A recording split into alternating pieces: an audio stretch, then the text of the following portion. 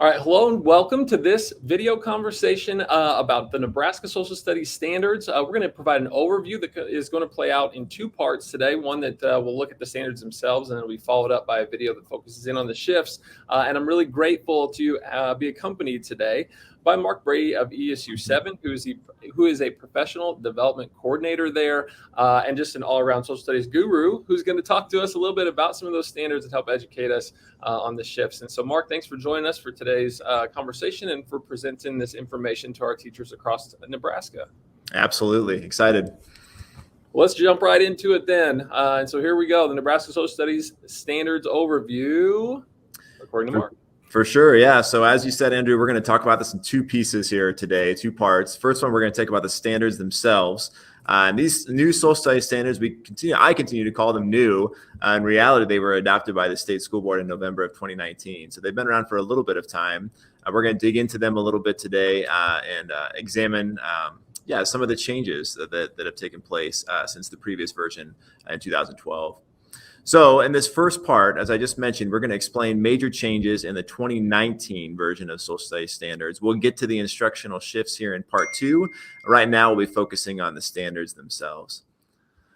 So to get access to these, you can use the bit.lys on the screen here. So the first one, bit.ly/NEBSS standards, that's going to take you to the standards document found on NDE's page. The link below that, bit.ly/SS crosswalk, that's going to take you to a spreadsheet that has basically the 2012 Social Studies Standards right next to the 2019 version of the standards. So you can see them side by side, and that kind of helps you to see also what's changed in these two versions of the standards. So those will be two helpful documents you want to take a look at, especially in light of some of the things we're going to discuss here in this video. When we take a look at the social studies standards themselves, when you access them online, the first thing you're going to see is the cover page. And I like to pause here and just take a look at the image. I feel like NDE was very intentional with what they put on the cover. And Andrew, I'll just ask you, what are some things you notice about the cover itself? What are some things that you're wondering as you see the image on that page? Yeah, well, I'm not a social studies teacher by trade. And so as I look at this image, I do notice that we have the colors pop to me with history, civics, economics, and geography at the center, but it's encompassed by these different terms, right? Questioning, applying, evaluating, communicating. So my wonder is to what degree that those kind of wrapping around those topics, what that the intentionality that communicates in the design here. Yeah, absolutely. So you mentioned first the inner part of that circle there. Those are the four disciplines within social studies standards. So we have civics, history, economics, and geography. And then the outside, we see communicating and questioning, applying and evaluating. Those are really things that describe, words that describe the role that we want students to take in the social studies classroom. We want them to be asking good questions and communicating what they're finding, applying their learning as they're doing some historical analysis, evaluating sources that they're encountering in class. So we want them to take a very active role in the social studies classroom as they're learning about things that may have happened a long, long time ago. Really describing not only what they're going to be learning in the disciplines, but also how we want them to be engaging with it for sure. So when you open up and you go further into the standards themselves, just a word about how they're organized. So you're going to see the numbering system as you see on the screen here. The content area is first, which is SS for social studies. You're going to have a grade level next. In this case, this is a kindergarten standard. And then you're going to have numbered disciplines. We just mentioned the four that are included in the Nebraska Social Studies Standards: history, geography, civics, and economics. And you're going to be able to see what discipline is mentioned, the standard number, and then the indicator here as well. So that's how they're set up in the standards documents, just to kind of orient you to how they're numbered. When we get into the standards pages, so this is a kindergarten set of standards. You can see here, this is civics. And basically, you're going to see the overall discipline at the top. We have civics right there. They're organized then into big ideas. So on this page, we see forms and functions of government. We see civic participation. Those are examples under the civics piece of different big ideas, ways that they're organized there. We see the overarching standard. In this case, the example we're pointing to here is demonstrate positive and productive citizenship skills. And then you can see down below that we have indicators underneath the overarching standard. One of the changes in the 2019 standards that is pretty significant from 2012, our previous version, is that in these set of standards, the indicators are required for instruction. And so in the past, we were just required to teach the overarching standard. That's an important change in 2019, is that we're teaching the indicators as well. So that's how you're going to see your pages organized as you flip through the standards documents. One other thing I want to mention too is how these are organized. So in kindergarten, they start in an appropriate place, in my opinion, focused on themselves. We see a lot of kindergartner students, they're concerned about themselves, right? And then every step out as they progress through the grades, they're going to kind of take a step farther away from themselves. So in first grade, we talk about families and neighborhoods and then communities, and then we go to our state, and then we go to our nation, and then we're going to our world.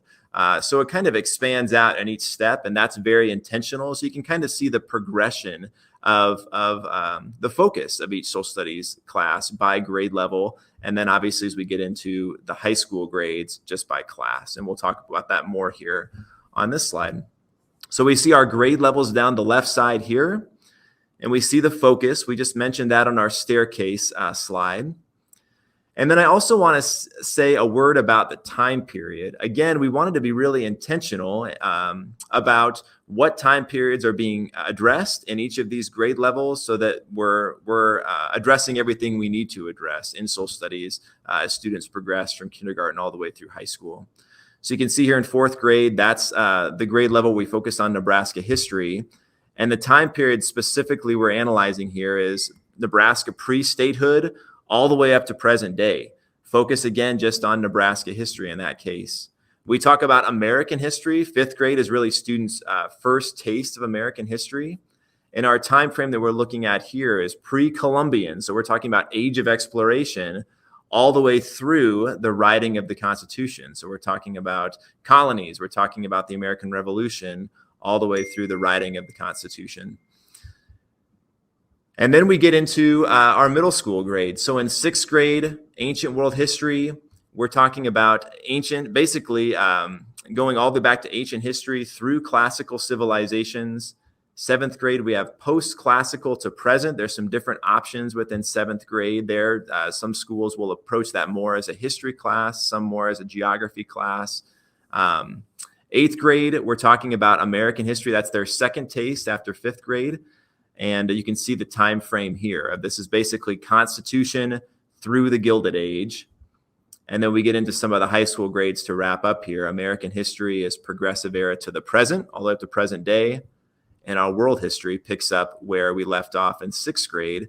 And we're going from 1500, the year 1500 to present day. So the focus is specific for each grade level. And in some cases, the time period being addressed is very specific as well. And you'll be able to see that in your standards document. In fact, each grade level set of standards starts with kind of a focus paragraph. And I've given you a snapshot here again of kindergarten. But at the very beginning of the kindergarten standards, when you look at those documents, you're going to see that it has a grade level summary and theme. And it lays out some of those things I just showed you on the table of here's the focus of social studies in this grade. And in some cases, here is the time period that we're specifically examining with this focus. So I would encourage you as you dig into your standards document, depending on the grade level that you teach, go ahead and take a look first at that focus paragraph, and then take a look at the standards themselves. Read through them, what's listed there in the overarching standard and in some of your indicators as well. What do you notice about things at your grade level written into your grade level standards? Well, Mark, thank you for taking us through those major changes that have occurred since that 2019 Social Studies Standard revision. And I look forward to part 2 of our videos when we get a chance to explore a little bit of the impact that those have on those instructional shifts.